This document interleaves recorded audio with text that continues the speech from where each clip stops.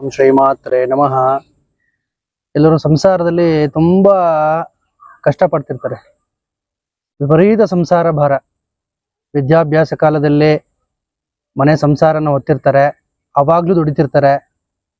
ಆಮೇಲೆ ಕೆಲಸಕ್ಕೆ ಸೇರಿಕೊಂಡು ತಂದೆ ತಾಯಿ ಮಾಡಿರೋಂಥ ಸಾಲನ ತೀರಿಸ್ತಾರೆ. ಸಾಲದಲ್ಲೇ ಮದುವೆ ಆಗ್ತಾರೆ. ಮದುವೆ ಆದ್ಮೇಲೆ ಇವ್ರ ಅದೃಷ್ಟಕ್ಕೆ ಒಬ್ಳೇ ಹುಡುಗಿರೋ ಅಂತ ಮನೆ ಸಿಗುತ್ತೆ. ಅವರ ತಂದೆ ತಾಯಿ ಅಂದ್ರೆ ಇವ್ರ ಅತ್ತೆ ಮಾವ, ಹೆಣ್ಣು ಕೊಟ್ಟ ಅತ್ತೆ ಮಾವಂದ್ರು ಅವರು ಹುಷಾರ್ ತಪ್ತಾರೆ.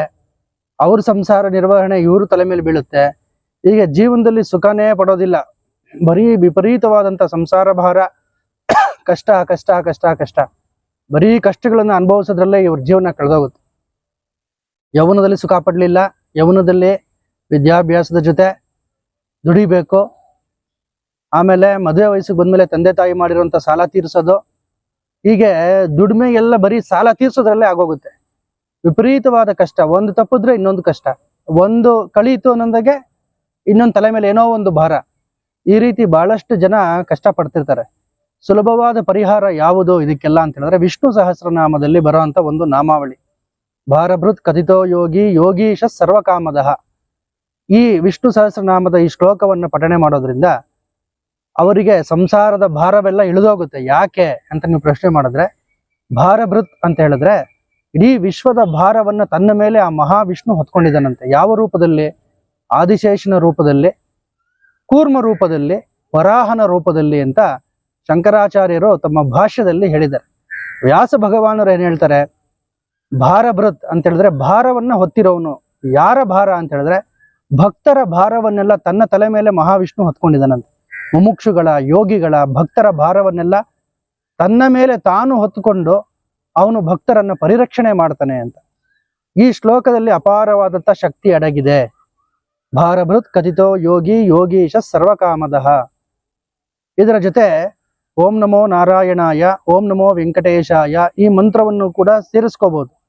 ಭಾರಭೃತ್ ಕಥಿತೋ ಯೋಗಿ ಯೋಗೀಶ ಸರ್ವಕಾಮದಃ, ಓಂ ನಮೋ ನಾರಾಯಣಾಯ, ಮತ್ತೆ ಭಾರಭೃತ್ ಕಥಿತೋ ಯೋಗಿ ಯೋಗೀಶ ಸರ್ವಕಾಮದಃ, ಓಂ ನಮೋ ವೆಂಕಟೇಶಾಯ. ಹೀಗೆ ಸಂಪುಟೀಕರಣ ಮಾಡಿಕೊಂಡು ಈ ಶ್ಲೋಕವನ್ನು ಪಠಣೆ ಮಾಡೋದ್ರಿಂದ ಮಹಾವಿಷ್ಣು ಇವರ ಭಾರವನ್ನ, ಇವರ ಸಂಸಾರದ ಭಾರವನ್ನ ತಾನು ಹೊತ್ಕೊಂಡು ಆ ಭಾರವನ್ನೆಲ್ಲ ಕಡಿಮೆ ಮಾಡ್ತಾನೆ. ಇದು ಪ್ರಸಿದ್ಧವಾದಂತಹ ಒಂದು ವಿಷ್ಣು ಸಹಸ್ರನಾಮದಲ್ಲಿ ಬರ್ತಕ್ಕಂಥ ಒಂದು ಪ್ರಯೋಗ ವಿಧಾನ. ಇದನ್ನ ಮಾಡಿ ನೋಡ್ಬೋದು. ಯಾರು ಬೇಕಾದ್ರೂ ಇದನ್ನ ಮಾಡಿ ನೋಡೋದ್ರಿಂದ ಖಂಡಿತವಾಗಿ ಅವರಿಗೆ ಒಳ್ಳೇದಾಗತ್ತೆ. ವಿಷ್ಣು ಸಹಸ್ರನಾಮದಲ್ಲಿ ಬರ್ತಕ್ಕಂಥ ಪ್ರತಿಯೊಂದು ಶ್ಲೋಕ ಇರಬಹುದು, ಮಂತ್ರ ಇರಬಹುದು, ಎಲ್ಲದರಲ್ಲೂ ಅಪಾರವಾದಂತಹ ಶಕ್ತಿ ಅಡಗಿದೆ. ಆ ಶಕ್ತಿಯನ್ನ ಸದುಪಯೋಗ ಮಾಡ್ಕೋಬೇಕು.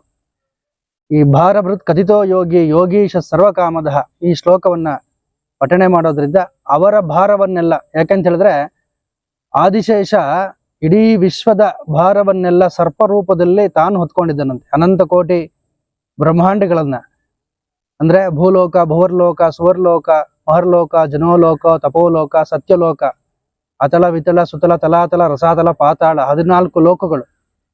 ಈ 14 ಲೋಕಗಳು ಸೇರಿದ್ರೆ ಒಂದು ಬ್ರಹ್ಮಾಂಡ. ಈ ರೀತಿ ಅನಂತ ಕೋಟಿ ಬ್ರಹ್ಮಾಂಡಗಳನ್ನ ತನ್ನ ತಲೆ ಮೇಲೆ ಆದಿಶೇಷ ಹೊತ್ಕೊಂಡಿದ್ದಾನೆ. ಅವನು ಒಂದು ಸಾರಿ ತಲೆನ ಹಿಂಗ್ ಕೊಡುಬಿಟ್ರೆ ವಿಶ್ವವೆಲ್ಲ ಅಲ್ಲೋಲ ಕಲ್ಲೋಲ ಆಗೋಗುತ್ತೆ, ಅಸ್ತವ್ಯಸ್ತ ಆಗೋಗುತ್ತೆ. ಅಂತ ಇಡೀ ವಿಶ್ವದ ಭಾರವನ್ನೇ ಹೊತ್ಕೊಂಡಿರ್ತಕ್ಕಂಥ ಮಹಾವಿಷ್ಣುವೇ, ನನ್ನ ಭಾರವನ್ನು ಸ್ವಲ್ಪ ನೀನು ಹೊತ್ಕೋಪ, ನನ್ನ ಸಂಸಾರದ ಭಾರವನ್ನು ಸ್ವಲ್ಪ ನೀನು ಹೊತ್ಕೋ ಅಂತ ಪ್ರಾರ್ಥನೆ ಮಾಡಿ.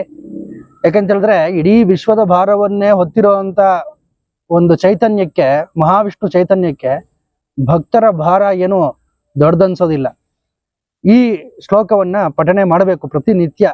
ಅರ್ಧ ಗಂಟೆ, 1 ಗಂಟೆ ಪಠನೆ ಮಾಡೋದ್ರಿಂದ ಇವರ ಸಂಸಾರ ಭಾರವೆಲ್ಲ ಇಳಿದೋಗುತ್ತೆ. ಇದರಲ್ಲಿ ಯಾವುದೇ ಸಂಶಯ ಇಲ್ಲ.